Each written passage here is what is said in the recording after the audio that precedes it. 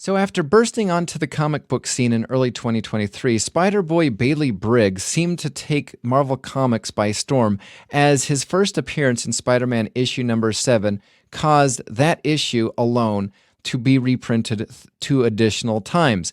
Additionally, with some of the others issues of that run of Spider-Man, which was supposed to be a ongoing series which lasted only 11 issues. And when you pull back the layer, you will see that this series was only set up just to bring forth this brand new, possibly exciting character into the Marvel Universe. Now, that being said, the question is does Bailey Briggs' Spider-Boy comic deserve an ongoing run? And what do we think of issue number 1 of Spider-Boy? Does it have lasting power, or is this just a run-of-the-mill thing which will die out eventually? I'm going to sit back and open up this comic and give you my thoughts and reviews about issue number 1 of Spider-Boy, written by Dan Slott. Issue number 1 of Spider-Boy immediately throws us into an action scene with Spider-Man, Spider-Boy, and one of Bailey Briggs's Rogues Gallery members, Gutterball, and this fight is being conducted in a bowling alley. Now, this setup was all done at the end of issue number 11 of Dan Slott's Spider-Man, so it's kind of nice that this is kind of like one continual story. The interesting thing that I think about regarding this whole fight, and also the secondary villain of this story, is Gutterball, and again, I am a comic novice to the whole thing. To me, this reads as nobody has ever met this Gutterball character. Spider-Man hasn't, Miles Morales hasn't, neither has Daredevil. I'm not sure who else has ever heard of this character before. It's almost like maybe this person was not one of Bailey Briggs's Rogues Gallery. Maybe he wasn't even a villain until Bailey Briggs came into existence, which is kind of an interesting situation, especially when we look at the secondary villain. However, one of the things that I really appreciate about this story is after Bailey Briggs saves the day, we have this situation where the fight between Spider-Man, Spider-Boy, and Electro is kind of revisited because the people of New York kind of see the Spider-Boy as a monster or possibly secondary villain because of the fangs in which he used to kind of subdue Electro in the overcharged storyline of Spider-Man. And what I like about it is that Peter Parker sees that article was over-sensationalized. He goes to the Daily Bugle and asks if Robbie Thompson could possibly change the headline or make a retraction or something, because he knows that, Mr. J. Jonah Jameson kind of went overboard in his attacks for years towards Spider-Man, and he feels as though that this is attack to a young minor, and it is unjustly done. However, they decide to kind of work something out regarding the whole situation.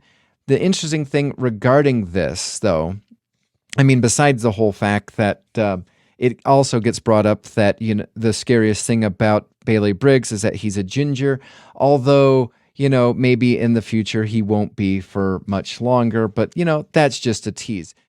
We get the secondary villain of this, which I think there's going to be a lot of attention to, and this is, Madam M, where she is basically making a whole bunch of mutated creatures.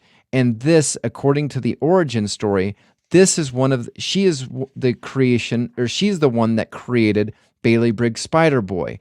And it is because of her doing is why we get not only this character, but possibly even more characters from Spider-Boy's Rogues Gallery. One of the characters is an Elefino, according to the origin story, a joke done by one of Bailey Briggs's friends in this Cadmus-type research laboratory, where he was trying to cheer up one of his friends, and this Madam M decided to use that as her basis to experiment on Eli, Bailey Briggs's friends.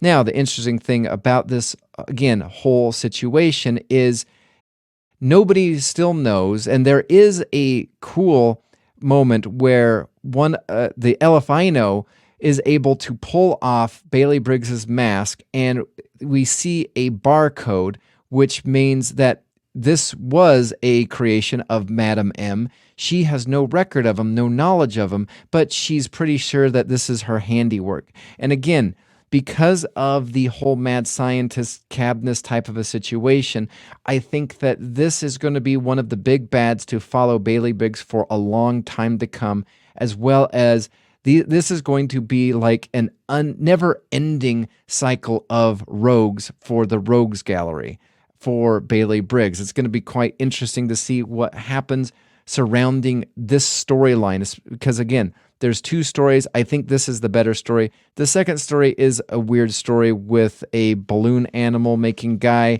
who has a high-pitched voice, who also uses these balloon animals to, bomb gas and do whatever thing. But I think the first story, I wish it was just $3.99 and it was just focusing on the main story, because I think that is the more interesting, intriguing story out of the two. But what am I to say? I am not the one in charge of Marvel Comics. I am the one that buys it or does not buy it and either helps it succeed or to fail. I will tell you that I think that this is a real fun story. I cannot wait for more stories to come out for Bailey Briggs Spider-Boy. I think there's a lot of stuff, good stuff going here. And even though that this was probably one of those things, many things that were thrown against the wall when they did the Edge of the Spider-Verse, I find that this is perhaps the best character that was created, and I kind of don't fault them. I do fault them a little for dragging on the Edge of the Spider-Verse so long, but again, we have a character who may have lasting power, may not. Currently, right now, I'm looking forward to issue number 2, especially, again, the main story with Madam M. I don't know, what are your thoughts about Bailey Briggs Spider-Boy issue number 1? Are you excited? Are you skeptical?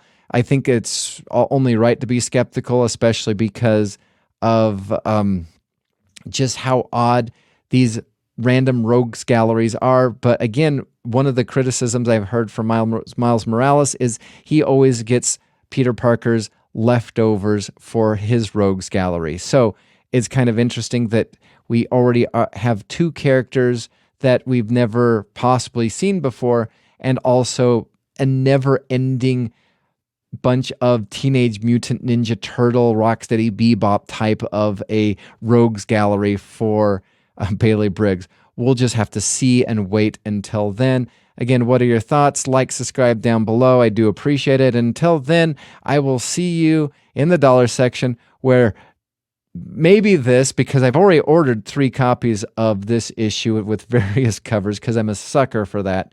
And according to what I've already seen, second printings are already installed. So maybe you'll get a second or third printing in the dollar section. But again, thanks again. Again, like, subscribe, comment down below. And until next time, I will see you in the dollar section. Bye.